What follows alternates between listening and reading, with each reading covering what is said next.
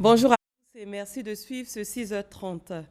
Le président Alassane Ouattara est depuis vendredi dernier à la tête de l'Union économique et monétaire ouest-africaine. Il a été élu à l'unanimité lors du sommet de l'institution à Cotonou au Bénin. Le chef de l'État ivoirien s'est engagé à améliorer les acquis de l'UEMOA ainsi que la gestion de la production et le financement de l'économie des 8 États membres de l'Union. L'heure est au bilan dans les rangs des forces républicaines de Côte d'Ivoire. Les FRCI estiment avoir rempli certaines obligations au cours de l'année 2015. Il s'agit notamment de la consolidation de l'autorité, de la cohésion et de la discipline. Les forces républicaines de Côte d'Ivoire s'engagent à faire mieux cette année, nous dit Hamza Diaby.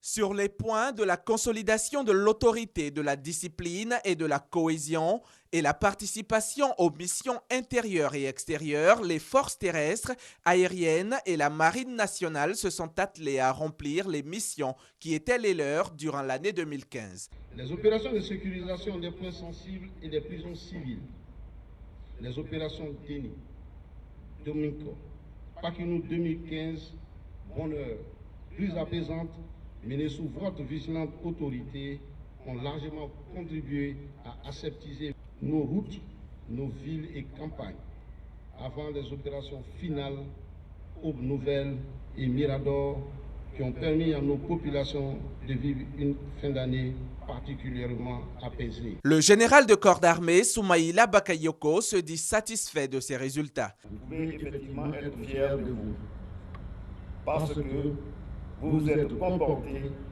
en militaire responsable, conscient de votre devoir et respectueux de votre mission régalienne gravée dans vos esprits.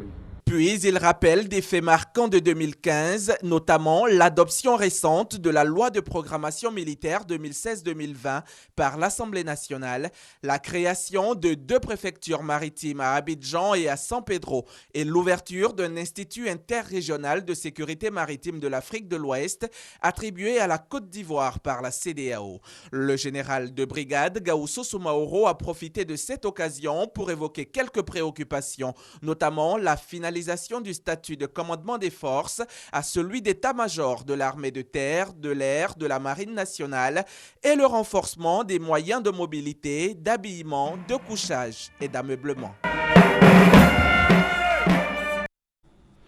Le port autonome d'Abidjan dresse lui aussi son bilan. Son trafic global au cours de l'année 2015 a augmenté de 3%. L'information a été donnée par le directeur général du PAA. Et ainsi, Yacouba a profité de l'occasion pour présenter ses vœux de nouvel an au personnel du port. Ali Diarasouba.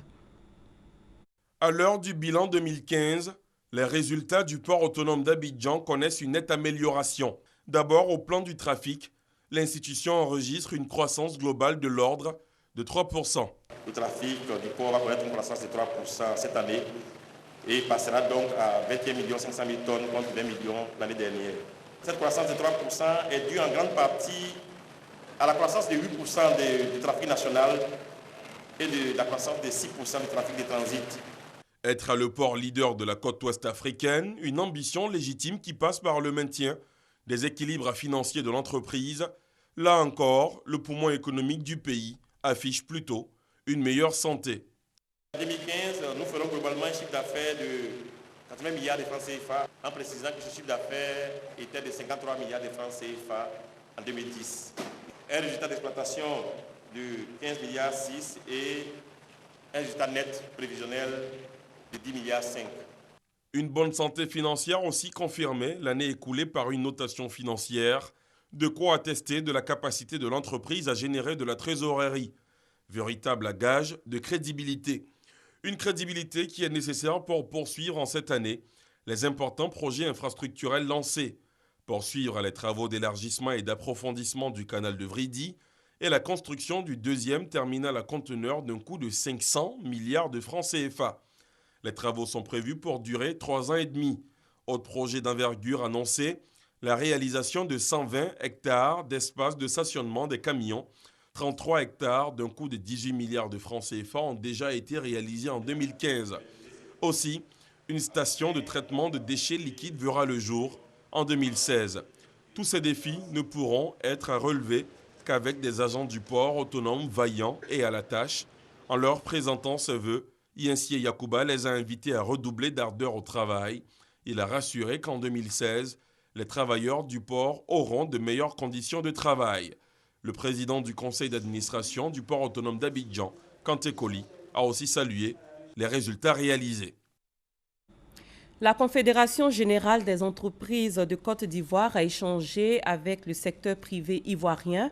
La CGCI a, au cours de cette rencontre, présenté l'annexe fiscale 2016 adoptée par l'État de Côte d'Ivoire dans le cadre de sa stratégie de relance économique. Noël Niagnou. Adoptée par le Parlement le 17 décembre dernier, l'annexe fiscale à la loi de finances 2016 est présentée au patronat ce jeudi après son entrée en vigueur 2 jours avant. Le 4 janvier dernier pour être plus précis. Objectif, passer en revue les mesures contenues dans la dite annexe, mieux aider le patronat ivoirien à s'approprier les 24 articles de cette annexe fiscale. 2 mesures retiendront notre attention, celles portant soutien aux entreprises et les mesures techniques. S'agissant des dispositions portant soutien aux entreprises, notons la réduction de 25% sur l'impôt foncier pour une durée de 2 ans à compter de la date de création de l'entreprise et une exonération de la contribution des patentes sur la même période. Autre disposition en direction des entreprises, l'exonération des exportations de produits finis de cacao et de café. La disposition concernant l'exonération du droit unique de sortie sur les produits du café et du cacao, c'est bien dans l'absolu, mais en réalité, pour pouvoir en bénéficier, il faut donc exporter ces produits.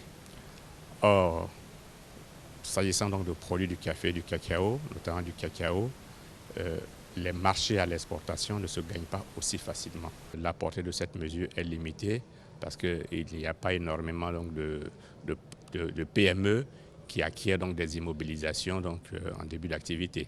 Sur le tableau des mesures techniques, nous avons retenu l'article 5 relatif au transfert d'argent. On participera quand même à la rédaction de notes de service qui vont venir préciser, mais en l'état, nous pensons que ça peut coûter aussi bien cher à la clientèle et également un risque fiscal et juridique même pour les banques. 2 réserves formulées par les privés qui expliquent l'appel du patron des patrons. On a travaillé ensemble, nous pensons que chacun a été honnête dans les discussions. On est arrivé à des compromis, parfois douloureux même pour nous. Mais nous pensons que pour la Côte d'Ivoire, il est important que cette réforme puisse être mise en œuvre.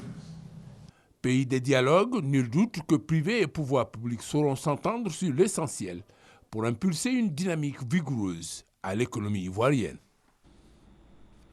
Le ministère chargé de l'emploi des jeunes encourage les initiatives privées et l'auto-emploi. Quel est le regard des jeunes sur cette nouvelle vision et qu'en pensent les experts en entrepreneuriat? Les réponses dans ce reportage de Serge Coléa. Depuis mai 2015, avec l'avènement des ministères chargés de la promotion de la jeunesse et de l'emploi jeune, la politique nationale de l'emploi en Côte d'Ivoire a changé de cap. Pour accélérer le processus d'insertion des jeunes et résorber la question du chômage, les jeunes sont appelés à faire preuve d'un esprit entrepreneurial. On ne rentre pas dans une économie émergente avec 2 ou 3 entreprises, c'est avec plusieurs entreprises. Et ce sont les entrepreneurs qui réfléchissent, qui créent des entreprises. C'est pour ça que j'ai apprécié le fait que le gouvernement prenne à bras le corps le problème de chômage des jeunes en Côte d'Ivoire. Les jeunes sont-ils en phase avec cette nouvelle vision? J'ambitionne créer mon entreprise, avoir une agence de voyage et puis un complexe hôtelier. Moi, j'ai déjà été financé. Je suis déjà en activité. Dès sa création, l'agence Emploi Jeunes n'a pas perdu du temps. L'opération Agir pour les jeunes a sillonné 117 localités. 12 000 projets collectifs ont été recensés. Ajoutez à cela la création d'une plateforme d'opportunités et plusieurs initiatives de formation en faveur de 15 000 jeunes. L'agence Emploi Jeunes est pour le jeune ce que la clinique est pour le malade. Pour les experts de la formation en entrepreneuriat, la voie tracée par le gouvernement est plus que profitable à la jeunesse ivoirienne. L'approche menée par le ministre Sidi Touré pour moi, est une bonne approche.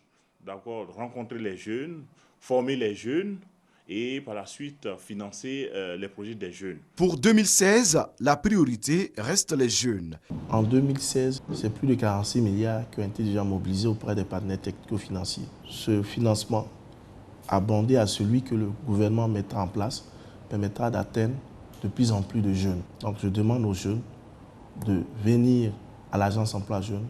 Environ 7200 jeunes ont déjà été pris en compte. Ils pourront bénéficier de financement dès ce mois de janvier. Il ne sait ni lire ni écrire, mais Flana Soro, âgé de 60 ans, parvient à fabriquer des voitures. Ce bricoleur est à sa 3e voiture. Notre reporter Léon Prou l'a rencontré à Mbengue, dans le nord de la Côte d'Ivoire, où il réside. Il a toutes les fonctions d'un véhicule ordinaire, mais son moteur et son réservoir sont ceux d'une moto. La NAT 3, puisque c'est son 3e à succès, est fabriquée par ce handicapé de 60 ans. Flana Soro exerce la mécanique, un métier qu'il n'a pourtant jamais appris. Le sexagénaire est même analphabète, il dit n'être jamais sorti de son Bengue natal. J'ai pris comme ça, je n'ai pas fait apprentissage. Depuis l'âge de 13 ans, 14 ans, j'ai commencé à bricoler. Vous avez pris quoi pour faire la voiture? J'ai pris les vieux fers, les tôles qui sont déjà jetées. Et puis j'ai pris aussi des tôles qu'on vend pour faire les portières.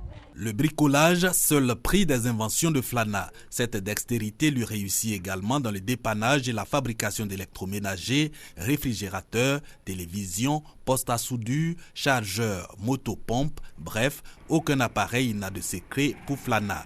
Mieux, lui-même fabrique son matériel de travail et c'est ici que commencent ses difficultés. Oui, j'ai des problèmes même. Pour découper le fer, les signaux, ce qui prend pour enlever les dents, pour former le fer, tout j'ai fait avec marteau. Il y a beaucoup de techniques, mais j'ai besoin, le gouvernement, l'autorité, n'a qu'à me voir pour m'aider pour le matériel, que je peux prendre ça pour construire ce que je veux. De l'aide, Flana Soro en a besoin. Le but, moderniser ses outils de travail et gagner en efficacité. Le bricoleur n'en tirera pas seul profit. La jeunesse de Mbengue est à tout le moins le plus grand bénéficiaire, car même avec ses moyens rudimentaires, Flana Soro a déjà encadré des dizaines de passionnés de son métier et forme en ce moment encore de jeunes gens. Après les fêtes de fin d'année, la capitale économique ivoirienne n'a pas un visage très reluisant du fait des ordures qui jonchent les rues des quartiers. Pourquoi une telle situation et quelles sont les solutions envisagées? Nos reporters Alexis Ouedraogo et Mariam Sissé ont fait leur constat sur le terrain.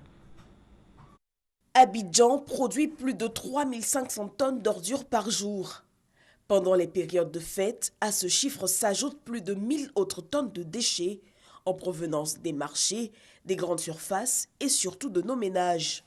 Conséquence, la capacité de désengorgement des rues par les sociétés de ramassage est quelque peu ralentie. En temps normal, nous produisons autour de 4000 tonnes avec une capacité d'enlèvement de 3500 tonnes. Mais quand nous sommes en période de fête, nous allons jusqu'à une production de 5000 tonnes avec une capacité d'enlèvement de 4000 tonnes. Il y a un gap de 500 tonnes chaque jour qui s'accumule. Et vous verrez qu'après les fêtes, cela persiste parce qu'il nous faut prendre un peu de temps pour enlever tout ça du bout. L'Agence nationale de la salubrité se veut toutefois rassurante. Tout est fait pour qu'au plus vite, les choses soient corrigées. Le système a été déjà mis en place, les opérateurs sont au travail. Donc petit à petit, ils commencent à désengorger les différentes voies. Alors nous pensons que d'ici lundi prochain, ou la fin de la semaine, nous allons revenir à une situation beaucoup plus stable. Restent toutefois des zones dites difficiles. La nation appelle à la coopération des autorités municipales et au civisme des populations. Leur demander justement de respecter l'ensemble des précisions qui ont été faites en matière de gestion des déchets. Nous avons notamment insisté sur le fait que les déchets devaient être emballés avant d'être envoyés sur les lieux de stockage. Les déchets doivent être sortis à partir des 17h. Certes, la nation a le devoir et l'obligation de veiller à la salubrité de notre environnement, mais des gestes simples pour accompagner cette politique devraient faire d'Abidjan la perle des lagunes. Après la ville d'Abidjan, l'équipe de l'émission Bonjour 2016 a déposé ses valises à San Pedro. Comment la population l'a-t-elle accueillie et quelle est l'ambiance qui y règne? Pagasoro Kone répond à ces interrogations.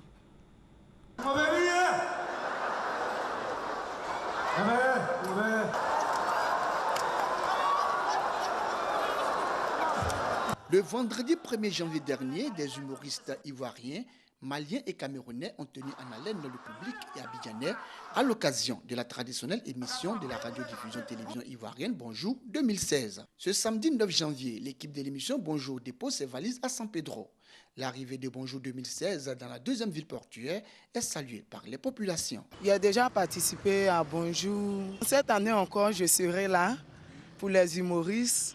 Comme ils sont amusants, c'est intéressant quoi. Nous les aimons à chaque instant qu'on les voit vraiment bon.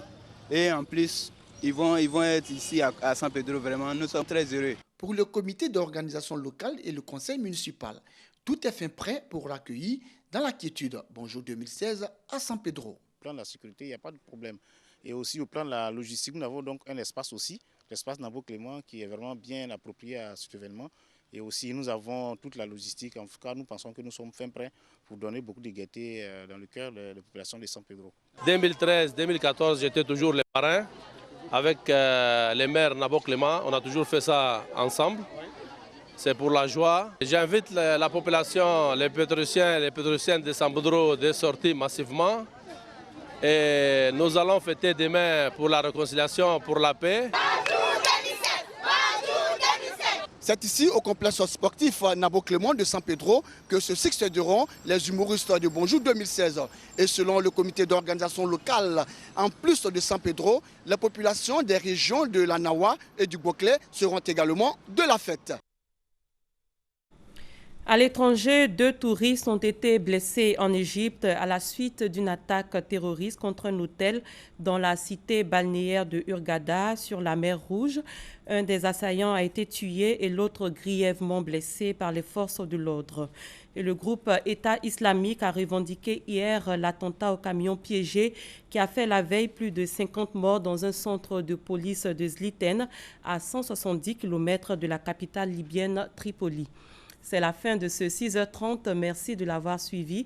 Très bon début de journée à tous et à toutes.